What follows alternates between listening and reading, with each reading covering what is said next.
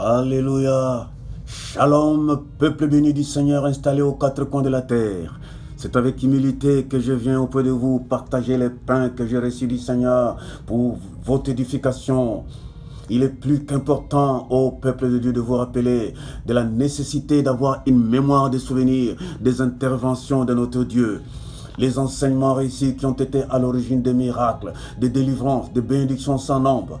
Et que l'on ne s'écarte jamais des bases doctrinales qui constituent des ressources, des réserves, des expériences de sa marche avec Dieu. Christ en personne s'adressant aux disciples leur dit: vous êtes mes amis si vous faites ce que je vous commande. Jean chapitre 15 versets 14 à 16. Et la Bible nous dit que Marie, la mère de Jésus, gardait tous ces événements dans son cœur. Retiens bien, écris-le, garde-le, et tu seras un arbre indéracinable. Tu attireras le Seigneur en personne, car lui-même retrouvera dans ta vie des choses qui lui appartiennent, et il perfectionnera ta vie, l'affermira, la fortifiera et te rendra inébranlable. Premier point, pourquoi avoir une mémoire de souvenirs? Autrement dit, pourquoi faut-il garder des péripéties de sa marche avec Dieu? Eh bien, ce sont des souvenirs qui confirment l'infaillibilité de la parole à laquelle vous vous êtes investi. Ce sont des preuves de son appel. Elles marchent aussi la dépendance du serviteur à des valeurs spirituelles authentiques. Elles vous habituent à reconnaître les voix du Seigneur, à les distinguer de celles de l'ennemi. Et ton âme dira: y a-t-il mieux que l'adversaire puisse me proposer, qui soit meilleur que les lois et les commandements du Seigneur? Et que toute situation, bonne ou mauvaise, concourt au bien de ceux qui aiment Dieu. Deuxièmement, et encore, pourquoi compter et garder le souvenir du Seigneur? Tous les jours de ta vie, Dieu te parle. Il dit: je t'instruirai, te montrerai la voie que tu dois suivre. Je te conseillerai moi-même, j'aurai les regards sur toi. Psaume 32, verset 8. Il l'a fait dans le jardin d'Éden, où il descendait chaque soir pour instruire Adam. Et c'était des personnes parfaites qui puisaient dans les enseignements que leur Père céleste leur prodiguait. Mais n'oublions pas, bien-aimés, que le diable lui aussi parle tous les jours pour te détourner de ton salut. Car tant que tu appliqueras ton cœur à observer les ordonnances de Dieu, tu rayonneras comme une étoile, tu brilleras comme un flambeau. Alors ton existence restera une menace pour son royaume. Ainsi, il tentera toujours de t'empêcher de t'ancrer dans la parole, la sainte doctrine, et d'obéir à Dieu.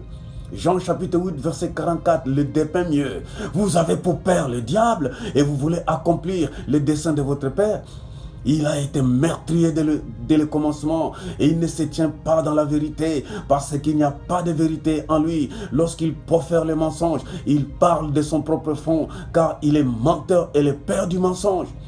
Et après avoir semé les grains de doute et de mensonges, il dépouilla Adam et Ève de leur sainteté.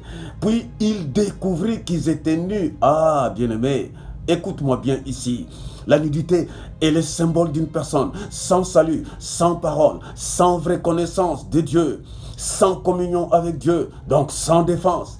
Retenez bien, bien-aimés, la première chose que le diable fait lorsqu'il veut t'éloigner de la présence du Seigneur, il va t'arracher ton principal atout, qui est la foi en la parole de Dieu, qui est symbole de ton autorité, de la sainte doctrine non polluée, car la parole de Dieu est une puissance de Dieu qui fait peur à Satan. C'est ainsi qu'à chaque fois qu'Israël abandonnait les lois, les ordonnances du Seigneur, ils servaient automatiquement à d'autres dieux. Ils étaient sans protection, livrés à eux-mêmes, à la famine, à la peste, à l'épée, aux déportations, aux railleries des nations.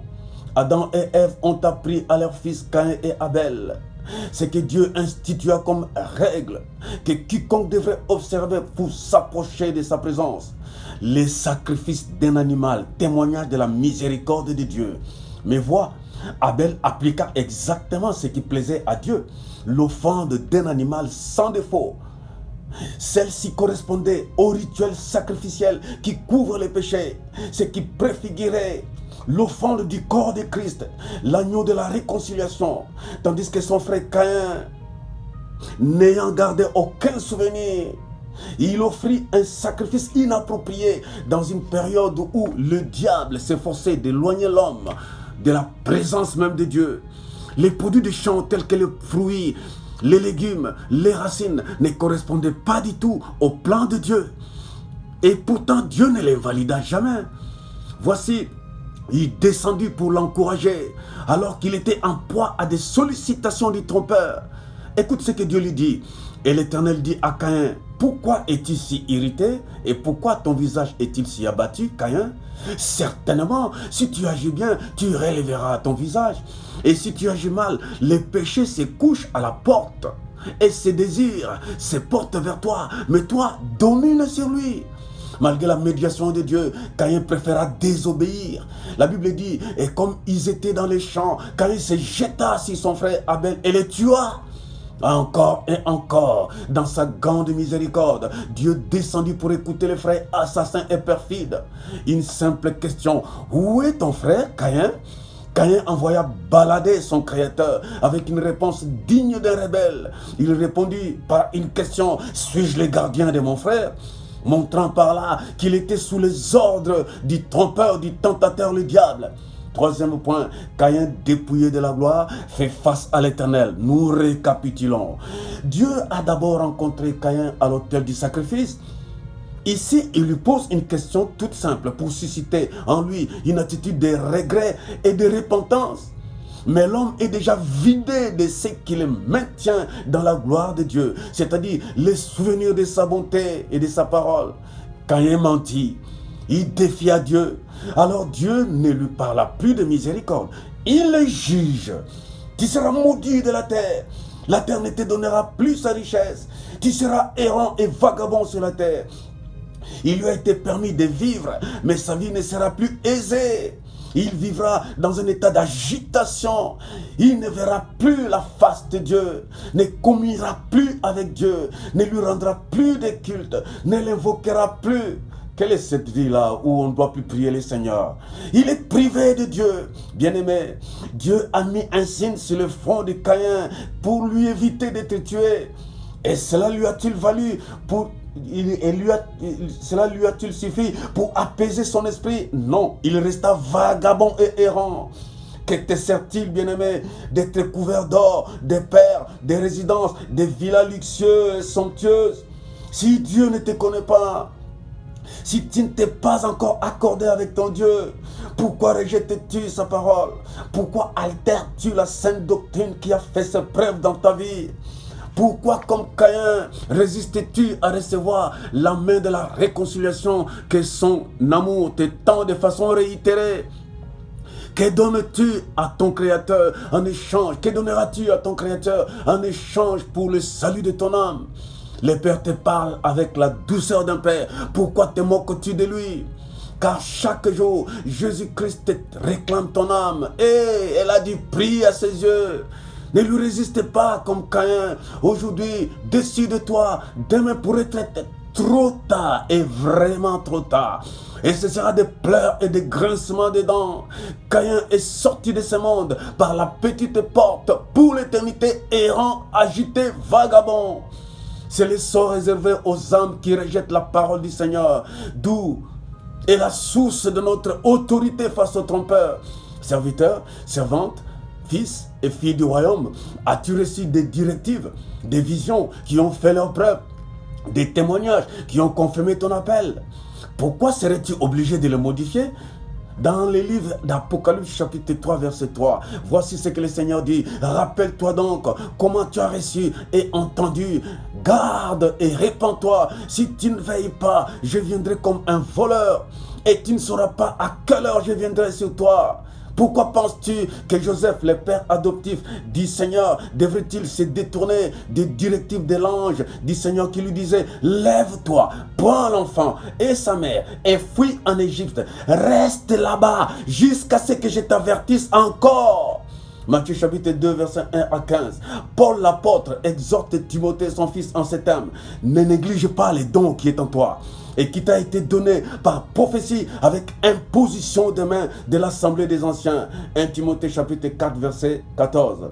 Quatrièmement, pourquoi échanges-tu des trésors célestes contre de fausses richesses de l'ennemi? Jésus a-t-il été dépeint comme ton Seigneur, ton Sauveur, ton Roi?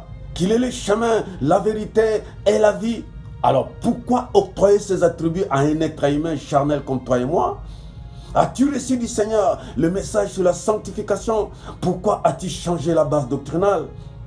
As-tu de Christ reçu des dons de guérison par simple imposition des mains?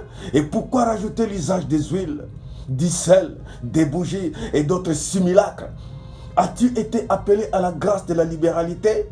Et pourquoi du jour au lendemain, tu te proclames apôtre?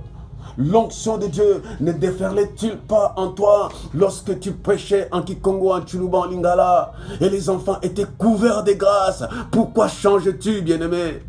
Cinquièmement, serviteurs, servantes, fils et filles du royaume, retenez bien Abraham, Isaac, Jacob, Moïse, Aaron, Josué, David, Salomon, Néhémie, Ruth, Esther, Myriam, Déborah, Léa, Rachel, etc.